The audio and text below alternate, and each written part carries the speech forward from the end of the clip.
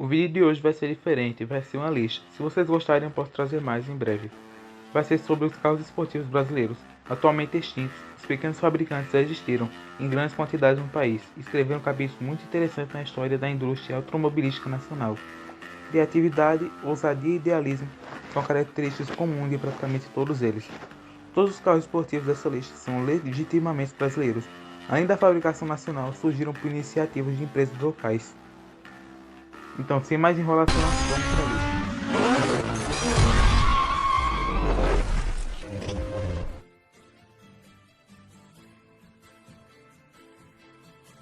Qualquer automóvel produzido pela Puma hoje é um objeto de coleção, desde os primeiros cupês, ainda com mecânica DKW, aos modelos GTB com motores 6 cilindros de origem Chevrolet. O fabricante desenvolveu uma gama diversificada, houve até caminhões com o logotipo da empresa, já numa fase posterior. Porém, os mais famosos são chamados de Puminhas, com motores Volkswagen. A história do GT 1500, o primeiro dos Puminhas, começa em 1967, quando a Volkswagen adquiriu o DKW do Brasil, extinguindo os produtos da marca. A Puma então precisava de outra base mecânica para seus projetos, acabou optando pelo motor com refrigeração a ar da própria Volkswagen, com 1.500 cm3 de cilindrada. E justamente daí surgiu o nome 1500, que batizou o novo coupé, lançado no segundo semestre de 1967. Assim como o antecessor, ele era inspirado em esportivos europeus, principalmente italianos. Em 1970 veio o motor 1600, no ano seguinte o derivado conversível, chamado Spider. A gama passou por diversos aperfeiçoamentos e foi rebatizada várias vezes. O modelo GTS, GTC e a M4 são decorrentes desse processo contínuo, porém todos são descendentes diretos do GT 1500 original.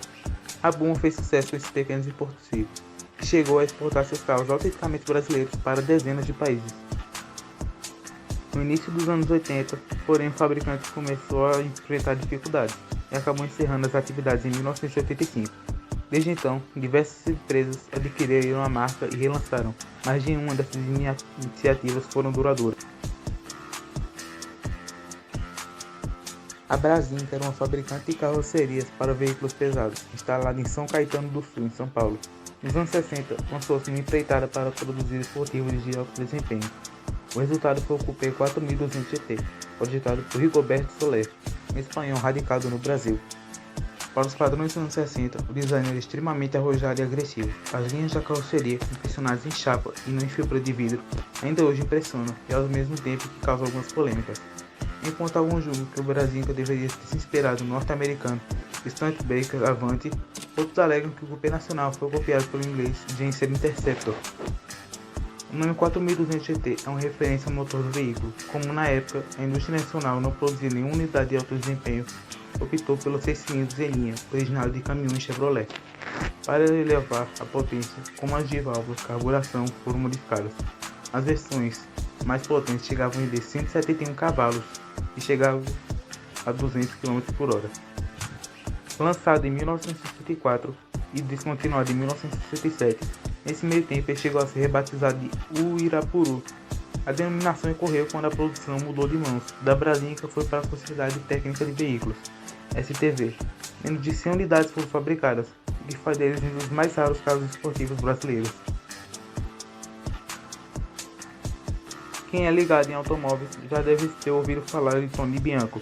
Ele é o criador de vários carros esportivos, fora de série brasileiros, e segue na ativa até hoje. Entre eles está um dos coupés mais originais e desenvolvidos no país. O Bianco S1600 foi lançado no Salão do Automóvel de São Paulo em 1976. O design foi moldado nas pistas. Era uma evolução dos modelos Fúria, que fizeram sucesso nos autódromos anos antes. O desempenho, porém, era inferior aos dos antecessores, pois foi utilizado o motor Volkswagen 1600 a ar. Depois disso, consta que 180 unidades foram vendidas. Ainda no Motor Show Paulista, em 1978, o pequeno coupé voltaria a atrair atenções no salão de automóvel, dessa vez em Nova York. A produção artesanal era pequena, mas manteve-se constante até o início dos anos 80. A partir da virada da década, porém, a empresa perdeu o mercado. Vários fabricantes artesanais de esportivos surgiram, enquanto o novo modelo Tarpan, desenvolvido a partir do Bianco S, não fez sucesso. Apesar da trajetória curta, o modelo foi um dos mais marcantes daquele período.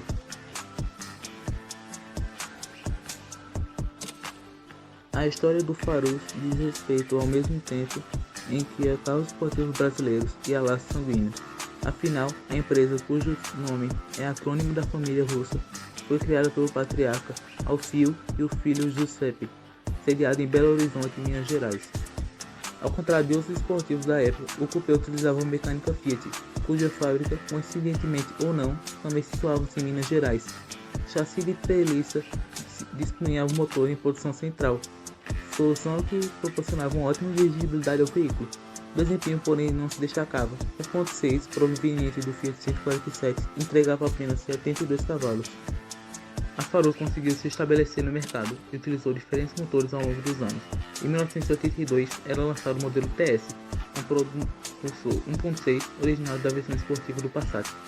2 anos mais tarde, o fabricante lançaria seu veículo mais famoso, o Beta, com uma unidade 1.8 originado do Chevrolet Monza. O modelo não tardou a oferecer uma carroceria conversível e uma cilindrada maior, chegando a 2.0. Em 1986, a Farus chegou a negociar com a Chrysler a utilização de motores 2.2 norte-americanos. No ano seguinte, a marca chegou a expor seus produtos no Salão do Automóvel de Nova York. A última novidade foi o Esportivo Quadro, fruto de um projeto totalmente novo que incluía a utilização de motor 2.0 Volkswagen em posição convencional na dianteira. Em 1990, porém, com a abertura das importações, a empresa retirou-se do mercado.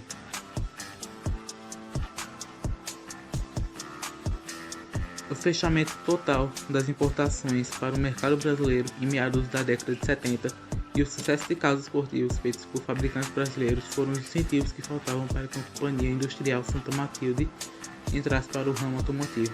Sediada em Três Rios, no Rio de Janeiro, a empresa fabricava implementos ferroviários e agrícolas.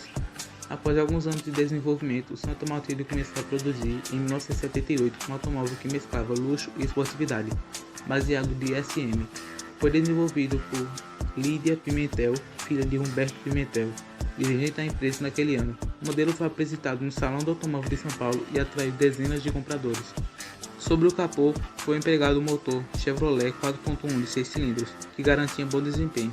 Em 1980, a Santa Matilde passava a oferecer a unidade 2.5, também vindas do modelo Opala, com aspiração natural e turbo alimentadas. Um ano depois, um exemplar chegou a ser exposto na França.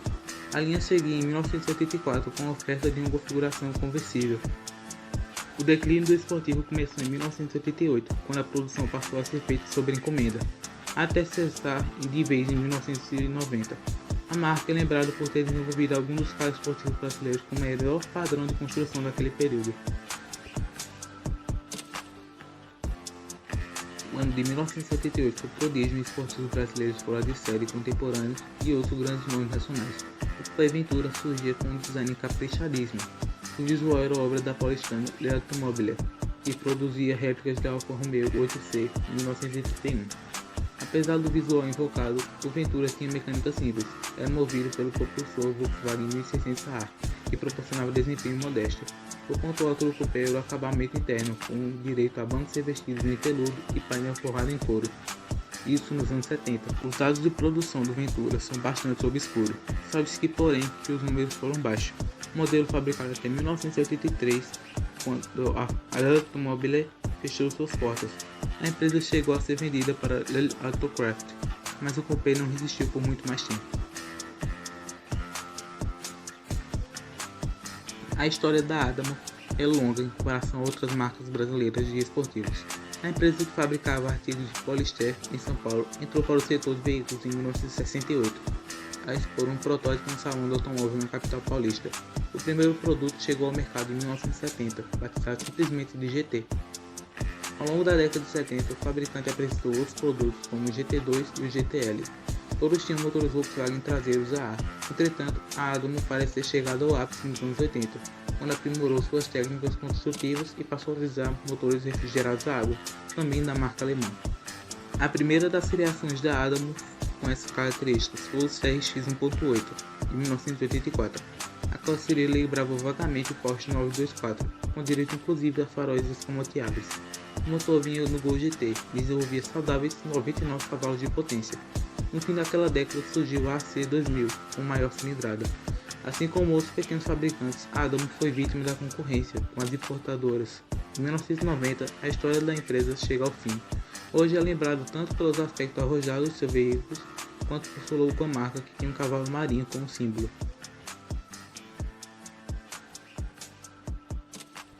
Eis aqui o mais extravagante esportivo fora de série brasileiro. A Miura surgiu por iniciativa dos empresários Aldo Besson e Tamer Gobi, que tem uma indústria de acessórios para veículos em Porto Alegre, Rio Grande do Sul. O primeiro automóvel da marca ficou pronto em 1977, o modelo foi batizado de Sport. Na sequência vieram o Sport 2 e o Targa. Na mecânica, a Miura seguia uma receita tradicional, utilizada pela maioria dos pequenos fabricantes, motor 1600 Volkswagen AR, posicionado na traseira. Mas em 1983 surgiu o MTS como o propulsor 1.6 do Passat. O Saga, esportivo mais icônico da montadora, foi lançado em 1974. Tinha um motor Volkswagen 1.8, mas impressionava mesmo era pelos seus equipamentos.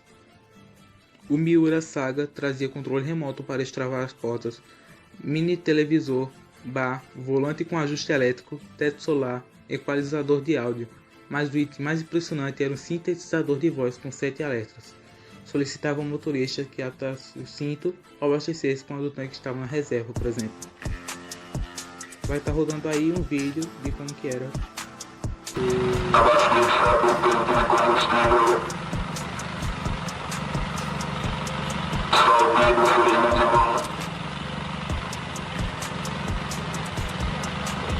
Verifique a temperatura do motor.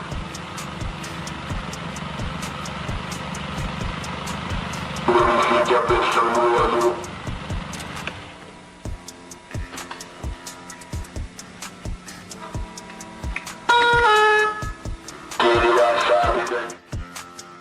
O nível de desenvolvimento elevou-se no Saga 2, que tinha motor 2.0, mas o destaque ainda era nos equipamentos. Havia um ajuste elétrico dos bancos, retrovisor eletrônico, lanternas com acendimento automático e até um compartimento para armas de fogo. O fora chamava a atenção pelo enorme vidro traseiro e pelas luzes de neon no para-choque. Em 1992, a Miura deixou de produzir carros esportivos. A empresa seguiu o mercado até 1997, transformando picapes exagerados a ponto de ser até espalhafatórios. O modelo em que a empresa fabricou são até hoje objetos de coleção disputados por diversos apaixonados sobre a Aquele que talvez tenha sido o mais exótico dos carros esportivos brasileiros nasceu por iniciativa de Mario Richard Hofstetter. O coupé com traços inspirados em bólidos italianos foi exibido pela primeira vez no Salão de Automóvel de São Paulo em 1984. A produção, contudo, só começou em 1986, quando o modelo foi novamente exposto na Mostra Paulista. Na época, o Hofstetter se destacava graças ao seu curso tecnológico. Os faróis eram desmonteáveis e as portas do tipo asa de gaivota abriam-se para cima. O modelo tinha enormes janelas laterais, mas apenas uma seção corrediça se abria. O desempenho também impressionava diante dos padrões brasileiros. Nos anos 80, o motor era 1.8 de origem Volkswagen, utilizado no Gol GT, mas sobrealimentado por um turbocompressor. O conjunto desenvolvia 140 cavalos, um número espantoso para a época. Posteriormente foi lutado no 2.0 também turbo. O Hofstetter era uma verdadeira raridade. Estimativas apontam que cerca de 20 exemplares foram construídos. Os registros sobre a produção são pouco conhecidos, mas a empresa teria se mantido ativa até 1990. Hoje os veículos remanescentes são disputados por colecionadores. O Aurora 120DC protagonizou um verdadeiro paradoxo. Apesar de ter bom desempenho, chegou tarde. Foi apresentado ao mundo no Salão do Automóvel de 1990, ano em que a abertura do mercado às importações praticamente acabaria com pequenos fabricantes brasileiros de marcas de carros esportivos. Há quem diga que o Aurora 122C foi o melhor veículo fora de série já feito no país. O motor originado 2.0 Chevrolet teve a cilindrada ampliada para 2.2. Graças a essa medida e a instalação de um turbocompressor, a potência chegou a 214 cavalos. A carroceria de apenas 2 portas é inspirada na Ferrari F40. Apenas 5 unidades, todas pré-série, foram produzidas em 1991. O fabricante se esforçou para entrar no mercado, mas acabou não conseguindo competir com as novidades importadas. A trajetória da Aurora, cuja sede ficava em Valinhos, São Paulo, foi procedimento encerrado em 1993. No Salão do Automóvel de 2010, em um grande stand próprio, surgiu o Horace, um esportivo com as linhas agressivas e um plano de construção nacional. Na época, os responsáveis diziam que ele chegaria em 2012, equipado com motor V10, o mesmo equipado na BMW M5, com 570 cavalos de potência e câmbio automático, além de tração traseira. O projeto, infelizmente, nunca viu a luz do sol.